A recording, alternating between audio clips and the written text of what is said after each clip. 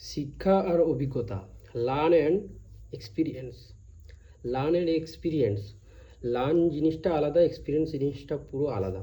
শিক্ষা আর অভিজ্ঞতা দুটো জিনিস কিন্তু এক নয়। শিক্ষা তুমি যেটা শিখছো, শিখে যেটা মার্কেটে অ্যাপ্লাই করছো, যে জিনিসটা তুমি শিখেছো সেই জিনিসটাই যেটা করছো, শিখে শিখে তুমি করছো, সেটাকে শিক্ষা বলে। অভিজ্ঞতাটা পুরোটাই আলাদা। তুমি অনেক দিন ধরে শিখছো, অনেক দিন ধরে শিখতে শিখতে তোমার মাইন্ডের মধ্যে একটা নতুন চিন্তাধারা বা নতুন আইডিয়া বা নতুন ভাবনা চলে আসবে। সেই ভাবনার দ্বারা তুমি যদি কিছু করো, সেটাকে বলা হয় অভিজ্ঞতা। সেটা অভিজ্ঞতা বা এক্সপিরিয়েন্স।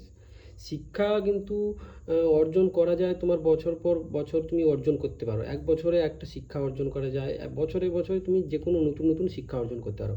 কিন্তু এক্সপিরিয়েন্স এক দুদিনে বা এক দু বছরে অর্জন করা যায় না। এক্সপিরিয়েন্স বা অভিজ্ঞতা তোমার অর্জন করতে কিন্তু অনেক টাইম লাগবে, প্রায় 4-5 বছর, আরও বেশি, বা 10 বছর। যত বছর যাবে তার অভিজ্ঞতা বা এক্সপিরিয়েন্স অনেক বেশি হবে। কিন্তু শিক্ষা বা অনুশীলন জিনিসটা তুমি যেটা বারবার পড়ছো, তুমি পড়াশোনা করছো, পড়াশোনা করে সেই পড়াশোনার যে পড়াশোনার যে বিষয়বস্তু, সেই বিষয়বস্তু তুমি অন্য জায়গায় অ্যাপ্লাই করছো, সেটাকে শিখে করা বলা হয়। আর অভিজ্ঞতা জিনিসটা তুমি কোনোদিনও সেটা জানোনি বা কোনোদিনও করোনি, না করে সেটাকে করে দিলে, মানে সেটা তোমার এক্সপিরিয়েন্স থেকে তুমি সেটা করলে। অভিজ্ঞতা কিন্তু শিক্ষার সঙ্গে গুলিয়ে ফেললে হবে না।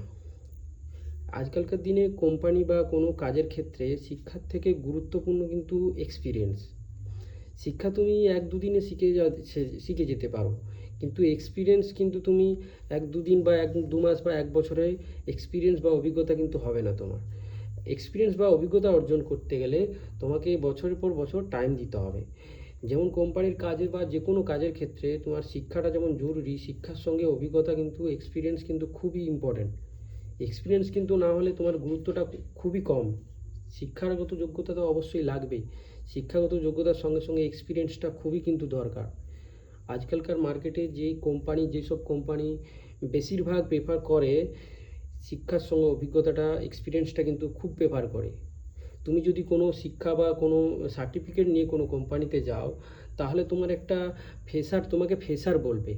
তুমি যাই পড়ো না কেন, পলিটেকনিক বা কোনো বিটেক যাই, ইঞ্জিনিয়ার যাই করো, তুমি যে কোনো কোম্পানিতে স্টার্টিংয়ে জয়েন করতে গেলে তোমাকে কিন্তু ফ্রেশারই বলবে। মানে তুমি ফ্রেশারকে যেই স্যালারি দেয়, সেই ফ্রেশারের স্যালারি পাবে। কিন্তু এক্সপিরিয়েন্স জিনিসটা কিন্তু খুব আলাদা। তুমি ফ্রেশার হয়ে গেলে কোম্পানিতে 2-4-5 বছর কাজ করেছো, ফ্রেশার মানে এক্সপিরিয়েন্স প্লাস তোমার সার্টিফিকেট, মানে লার্ন, এক্সপিরিয়েন্স প্লাস লার্ন, এই দুটো মিলিয়ে তুমি যদি কোনো কোম্পানিতে অ্যাপ্লাই করো, তখন তোমার কিন্তু ডিমান্ড অনেক বেশি হয়ে যাবে। তখন তোমার ডিমান্ড কিন্তু শুধু ওই সার্টিফিকেটের মধ্যে সীমাবদ্ধ থাকবে না, সেটা তোমার ডিমান্ডটা একটু হাই লেভেলের হয়ে যাবে। তখন তুমি যে কোনো কোম্পানিতে বেশি হাই লেভেলের, হাই রেঞ্জের স্যালারি পেতে পারো। তাই শিক্ষা আর অভিজ্ঞতা, মানে লার্ন অ্যান্ড এক্সপিরিয়েন্স কিন্তু গুলিয়ে ফেলবে না। থ্যাংক ইউ, দেখা হচ্ছে পরের ভিডিওতে।